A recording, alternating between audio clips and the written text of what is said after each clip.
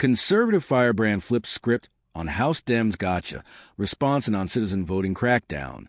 Some Democrats expressed opposition to the Safeguard American Voter Eligibility, SAVE, act on the House floor Thursday after only 4 of them voted in support of the legislation.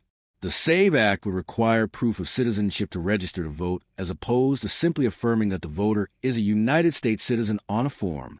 The list of eligible documents includes a passport, a government-issued photo ID, a birth certificate, and other forms of identification. Only one of them would be needed. Opponents have argued the bill would make it more difficult for women who no longer use their maiden name to vote, whereas proponents say it's a myth. Representative Laura Friedman, Democrat, California, said it is a modern-day poll tax targeting American women and low-income Americans.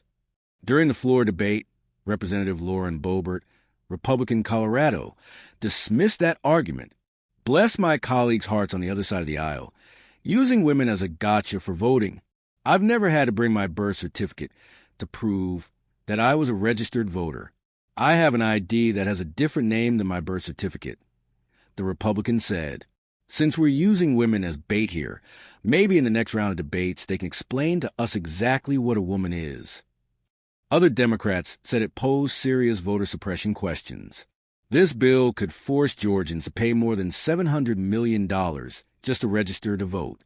Y'all, that's a poll tax, plain and simple, and it's blatant voter suppression, Representative Nikema Williams, Democrat, Georgia, said on the floor. Voter suppression by any other name is still voter suppression. This bill violates the 14th, 19th, and 24th Amendments and every tenet of a free and inclusive democracy. I urge my colleagues to vote no on this disgrace of a voter suppression bill. Still, proponents believe it would help further secure elections from any non-citizens voting in elections. But opponents argue it's an unnecessary step given the uncommon nature of non-citizens voting and the additional paperwork burden. Representative Chuck Edwards, Republican, North Carolina, posted that it's a myth that married women's right to vote would be restricted. The SAVE Act directs states to establish a process for discrepancies, such as a name change, so that individuals can still register to vote. Edwards tweeted, "This bill lists forms of identification that a voter could provide when registering to vote, but that voter only needs to provide one document, including a driver's license or any valid government-issued ID card. People who are not American citizens are already not legally permitted to register to vote, which essentially makes the legislation an additional safeguard. According to those in favor of it, it is already illegal for non-citizens to vote in federal elections. This could impact almost 150 million Americans," Representative Sarah Jacobs, Democrat, California, said in a video Thursday, adding it might be tough for people to get the proper identification like a birth certificate or a passport to prove citizenship. So the SAVE Act is not solving a problem.